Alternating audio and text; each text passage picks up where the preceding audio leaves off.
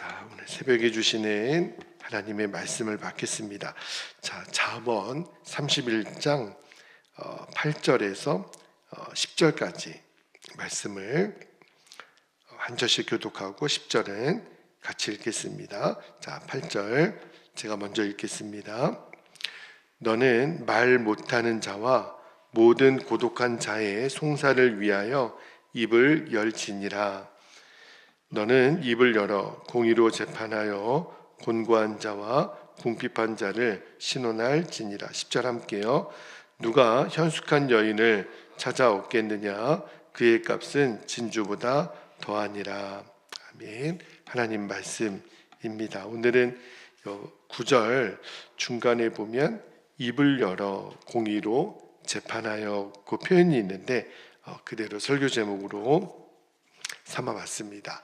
자, 이 잠언 31장은 굉장히 좀 독특한 말씀이에요. 솔로몬의 잠언하고 조금 다르죠.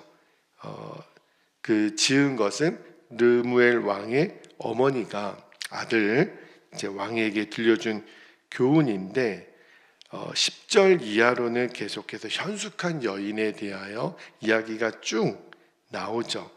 그러면서 한나라 왕이 어떻게 살아야 되고 백성들을 어떻게 섬겨야 되는지에 대한 말씀이 쭉 나오는데, 근데 이 말씀은 뭐 왕에게 한 말씀이니까 나하고 상관없겠지, 아니에요. 우리에게, 내 자신에게 주시는 말씀이에요. 왜냐하면 하나님은 저와 여러분을 이 세상 속에서 왕 같은 제사장으로 부르셨거든요. 우리가 왕으로 부름받은 사람들이에요. 그래서 오늘 말씀이 짧지만 두 가지로 나눌 수 있는데 이 8절하고 9절은 약한 자를 위해서 입을 열라, 그들을 도우라는 거죠. 두 번째는 10절에는 현숙한 여인의 삶에 대해서 내일부터 좀 더 자세하게 쭉 보겠지만 현숙한 여인은 어떤 가치를 갖고 있나 그 말씀을 하고 있는데, 자, 오늘도 주시는 말씀의 진리를 하나하나 좀 보겠습니다. 첫 번째 주시는 말씀의 진리는 하나님이 누구를 기뻐하시냐면 약한 자를 위하여 말하는 사람을 하나님 기뻐하시는데, 자, 여기 8절 말씀을 다시 한번 볼게요. 제가 왜 약한 자라 그랬냐면 8절에 보면 너는 말 못하는 자와 모든 고독한 자의 송사를 위하여 입을 열지니라, 그렇게 되어 있는데 여기 8절에 보면 말 못하는 자 이렇게 나오죠. 그러니까 이분은 언어 장애를 갖고 있는 사람을 뜻하는 게 아니고요, 억울한데 말할 힘이 없는 사람, 누구도 도와줄 수 없는 사람, 내가 내 주장을 전혀 못하는 사람, 그 사람이 말 못하는 자예요. 근데 그 사람을 위하여 뭐 하라고요? 맨 마지막에 보니까 입을 열어라. 이 뭘 의미하는 걸까? 여러분, 신앙생활은 보통은 개인 경건, 나만 기도 잘하고 말씀 읽고 봉사하고 예배드리고 이게 전부라고 생각하지만 하나님은 거기서 한 걸음 더 나아가라는 거예요. 그러니까 진짜 믿음은 삶으로 나타나는데, 하나님을 진짜 우리가 사랑한다면 다른 사람도 사랑하고 섬기는 거죠. 절대 연약한 자를 외면하지 않아요. 왜 그러냐면 예수님이 이 땅에 사시는 동안 그러셨거든요. 늘 약한 자들의 편에 계셨어요. 병든 자들, 세리와 죄인의 친구셨죠. 그리고 억눌린 자들을 예수님 도와주셨어요. 당시에 기득권을 갖고 있는 종교 지도자들, 그들은요 힘 있는 자의 편에 섰어요. 정경유착이라 그러죠. 여러분, 정치와 경제가 그랬고 종교 또 정교 이 유착이 되면 그러면 진짜 나라가 엉망이 되는데, 늘 예수님은 이 소외된 자들의 편에 서셨잖아요. 그러니까 하나님이 우리 교회에게 원하는 모습이 바로 이거예요. 상처 입은 자들이 교회에 오면 위로받고, 지친 자들이 쉼을 얻고, 또 눈물 흘리는 자들이 회복을 얻는, 저는 우리 베델교회가 꼭 그렇게 하나님께 쓰임받는 교회가 되기를 원합니다. 그래서 하나님이 말씀을 준비하면서 주시는 마음이 강한 자, 또 높은 자, 그들을 위하여 입을 열지 말고 가난하고 외롭고 힘없는 자, 그들을 위하여 입을 열라. 물론 때때로는 우리가 침묵할 때가 있지만 이야기할 때가 있거든요. 그러니까 만약에 우리가 불의 앞에서도 침묵한다, 그러면 불의에 동참하는 것이 될 수 있잖아요. 그래서 하나님 주신 마음이 정말 약한 자를 외면하지 말고 그들을 위하여 입을 열 수 있는 사람이 되기를 원하는 마음을 받았고요. 자, 두 번째 주시는 말씀의 진리는 하나님의 백성이라면 마땅히 공의를 실천하라는 마음을 주셨는데, 자, 9절 말씀도 다시 한번 볼게요. 9절 보면, 그러니까 르무엘 왕의 어머니가 이제 왕에게 아들에게 이렇게 부탁을 하는 거예요. 너는 입을 열어 공의로 재판하여 곤고한 자와 궁핍한 자를 신원할지니라. 8절하고 9절이 같은 맥락인데 9절에서는 우리가 눈여겨볼 단어가 공의예요. 공의. 그러니까 성경에서 공의는 옳고 그름을 따지는 법적 용어가 아닙니다. 그러니까 하나님 뜻대로 사는 삶, 그 전체를 공의라고 하는 거죠. 우리가 하나님을 사랑의 하나님, 또 하나 정의와 공의 하나님 그러잖아요. 그러면 하나님의 백성도 공의를 행해야 됩니다. 그러니까 왜 이게 중요하냐면 세상은 이 공의보다는 힘을 따라, 그러니까 돈이 있으면 죄가 없는 것처럼 되는 그런 말이 있듯이 돈 있는 사람이 유리하고 힘 있는 사람이 이기고 또 오히려 가난하고 약한 사람이 손해보는 일이 많잖아요. 근데 하나님은 결코 그렇게 하지 않으세요. 하나님이 주목하시는 것은 약한 자들의 눈물과 탄식과 신음이에요. 그래서 여기 9절 맨 끝에 보면 신원할지니라, 신원하다라는 말이 무슨 말이죠? 억울함을 풀어준다, 회복시켜준다, 그 뜻이에요. 그러니까 하나님이 저와 여러분에게 이제 그 역할을 우리에게 감당하라. 약한 자들, 궁핍한 자들을, 곤고한 자들을 신원하라, 도와주라. 뭐 거창한 일이 아니어도 괜찮아요. 그러니까 우리 삶 속에서 작은 일이라도 하나님의 공의를 실천하는 것. 대표적인 게 뭐죠? 거짓말 안 하기, 정직하기, 약속을 잘 지키는 것, 그리고 나보다 약한 사람을 무시하지 않는 것, 어려운 이들을 돕는 것. 이게 바로 하나님이 원하시는 공의의 삶이에요. 그러니까 믿음은 교회 안에서만 드러나는 게 아니죠. 우리 가정에서, 또 직장에서, 학교에서, 그러니까 사람을 대하는 태도 속에 우리의 믿음이 드러나는데, 계속해서 8절도 그렇고 9절도 그렇고 입을 열라는 거예요. 그러니까 우리는 내 이익에 대해서는 얼마든지 말을 하잖아요. 근데 다른 사람의 아픔에서는 우리가 얼마나 많이 침묵합니까? 근데 우리가 진짜 믿음의 사람이라면, 하나님의 마음을 품고 있다면 누군가의 눈물을 외면하지 않는 거죠. 지금 강도 만난 이웃이 있다면 그를 기꺼이 도와주는 선한 사마리아인의 역할을 감당을 해야 되는 거죠. 하나님이 주목하세요. 지금 누가 삶 속에도 공의를 지키고 있나? 어렵지 않아요.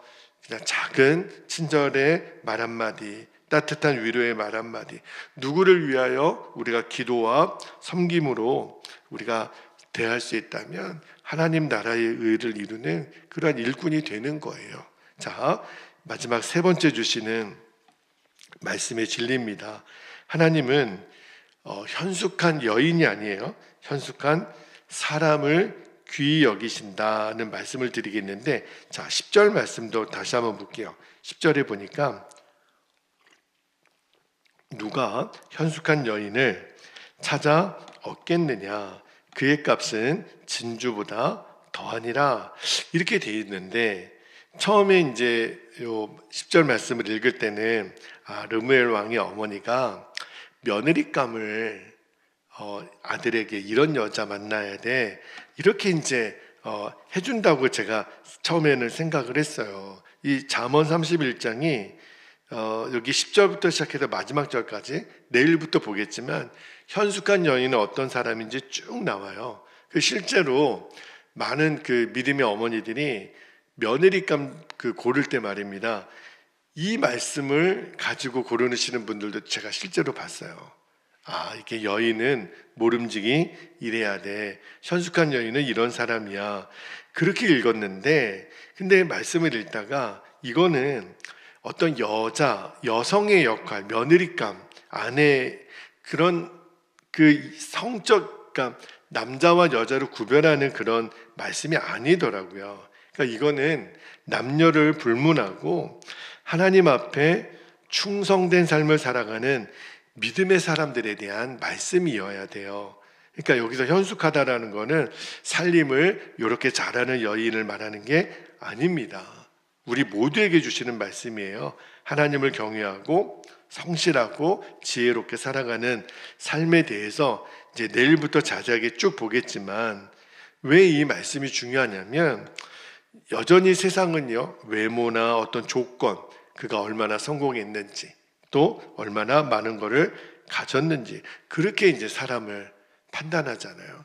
제가 예전에 섬기던 교회에서 새벽에 어떤 무슨 조찬 모임을 갔는데 꽤 이 강남에서 좀 이름난 5성급 호텔에 이렇게 이제 갔는데, 그때 이제 우리 목사님들이랑 타고 갔던 차가 좀 옛날 버전의 오래된 차였어요. 근데 이제 앞에 들어가는 차들은 굉장히 고급 승용차, 이런 차들이 쭉 들어가는데 우리 차는 그러지가 않거든요. 근데 거기 그 발렛 파킹 해주시는 그런 분들이 계시잖아요. 근데 분명히 앞에 차들은 다 와서 문 열어주고 파킹 다 해주고 그렇게 하는데, 저희가 딱 차가 들어가니까 안 나오는 거예요. 그래서 우리도 올라가야 되니까, 근데 우리는 그냥 알아서 들어가라는 거예요. 딱 차를 보고, 누가 운전하는지가 중요한 게 아니라 그냥 차만 보고, 그러면 어디 밑에 들어가서 주차하고 올라가라. 제가 그때 뭘 느꼈냐면, 세상이 판단하는 기준은 다 눈에 보이는 외적인 거구나. 근데 여러분, 하나님은 다르시죠. 하나님은 우리의 외적인 조건은 하나님에게는 아무것도 중요하지 않아요. 하나님은 우리의 마음의 중심을 보신다 그랬잖아요. 그러니까 우리 안에 있는 성실함, 진실함, 믿음, 그리고 아무도 보는 이가 없는 자리에서 어떤 충성스러운 삶을 사나, 하나님이 그런 자들을 주목하신다는 거예요. 자, 그런데 여기 10절에 보면 현숙한 여인의 값어치를 어떻게 표현했냐면, 그의 값은 진주보다 더하니라. 왜 진주라고 했을까? 궁금한 거예요. 왜 진주라 그랬을까? 근데 하나님 제게 깨달아 주시는 게 뭐냐면, 여러분, 진주는 그냥 금방 만들어지는 게 아니더라고요. 이 조개 안에 굉장히 오랜 시간 동안 정말 몸을 찢는 고통을 통해 만들어지는 게 진주이잖아요. 그러니까 왜 현숙한 여인을 진주의 값에 표현했을까? 오히려 진주보다 더하다 그랬으니까.